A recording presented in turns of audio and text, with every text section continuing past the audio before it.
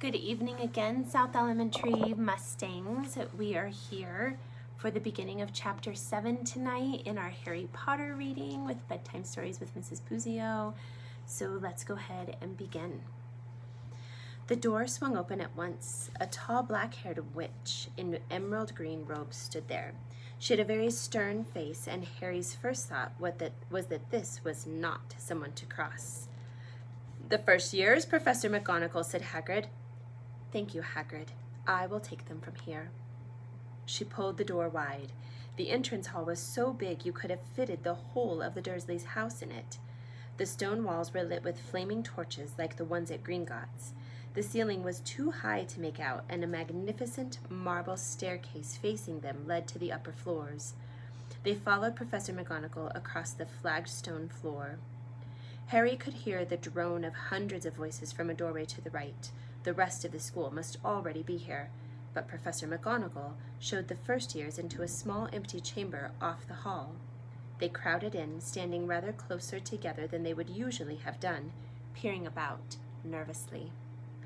"Welcome to Hogwarts," said Professor McGonagall. "The start of term banquet will begin shortly, but before you take your seats in the Great Hall, you will be sorted into your houses. The sorting is a very important ceremony because, while you are here, your house will be something like your family within Hogwarts.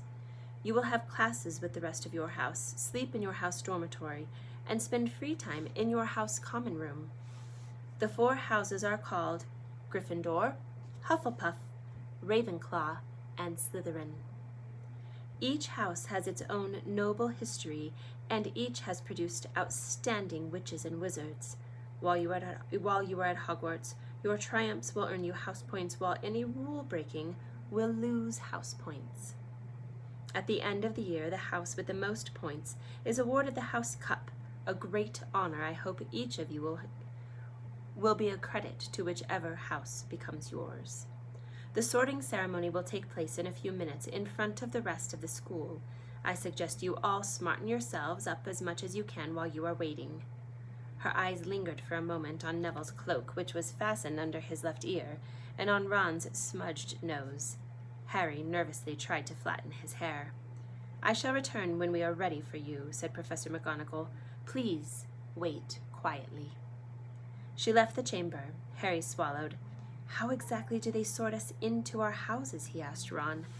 "Some sort of test, I think. Fred said it hurts a lot. But I think he was joking." Harry's heart gave a horrible jolt. A test? In front of the whole school? But he didn't know any magic yet. What on earth would he have to do? He hadn't expected something like this the moment they arrived. He looked around anxiously and saw that everyone else looked terrified too. No one was talking much except Hermione Granger, who was whispering very fast about all the spells she'd learned and wondering which one she would need. Harry tried not to listen to her.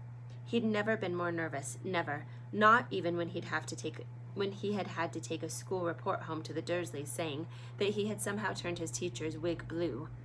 He kept his eyes fixed on the door. Any second now Professor McGonagall would come back and lead him to his doom. Then something happened which made him jump about a foot in the air. Several people behind him screamed. "What the?" he gasped. So did the people around him. About 20 ghosts had just streamed through the back wall.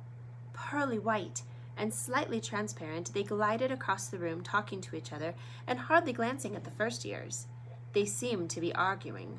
What looked like a fat little monk was saying, "Forgive and forget, I say. We ought to give him a second chance." And here's a picture, boys and girls, of the ghosts.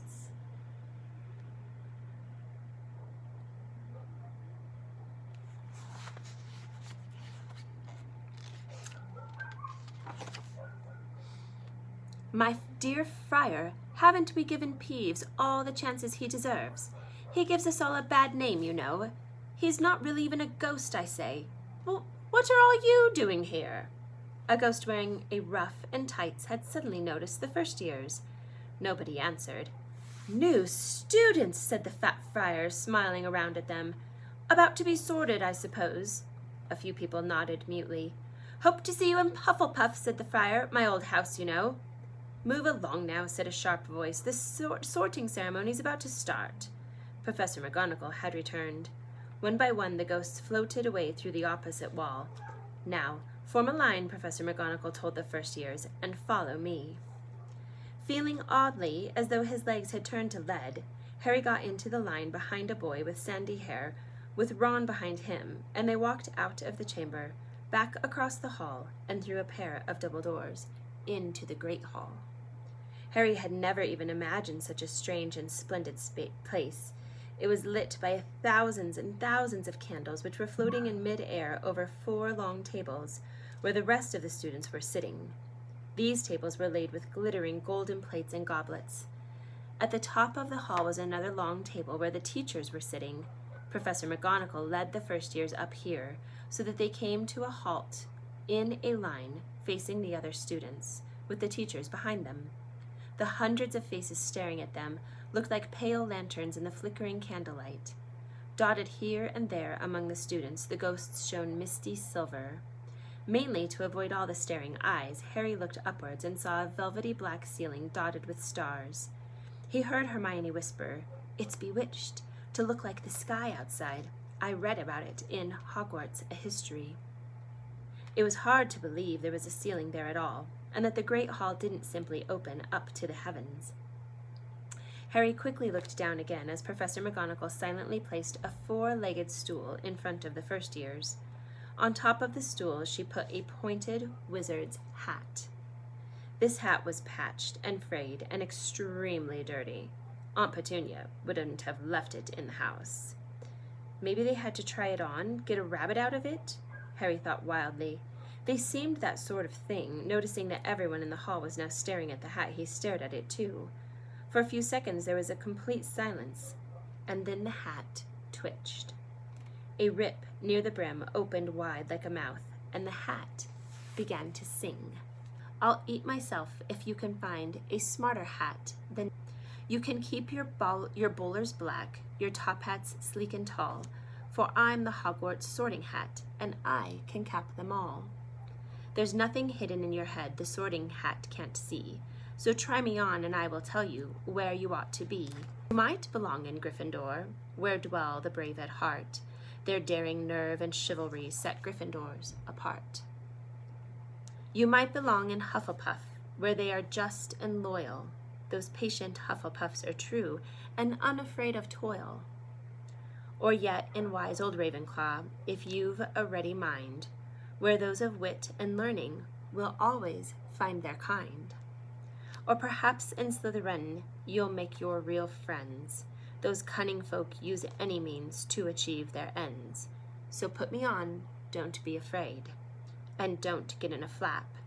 You're in safe hands, though I have none, for I'm a thinking cap." The whole hall burst into applause as the hat finished its song. It bowed to each of the 4 tables and then became quite still again.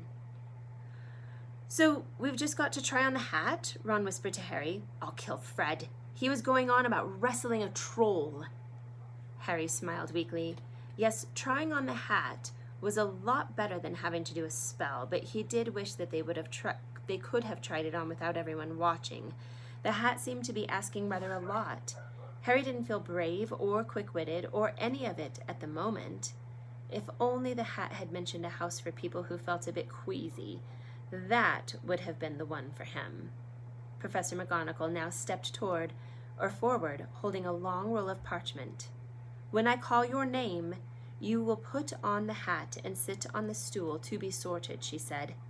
"Abbott Hannah." A pink-faced girl with blonde pigtails stumbled out of line, put on the hat, which fell right down over her eyes, and sat down. A moment's pause. "Hufflepuff!" shouted the hat. The table on the right cheered and clapped as Hannah went to sit down at the Hufflepuff table. Harry saw the ghost of the fat friar waving merrily at her. "Bones, Susan." "Hufflepuff!"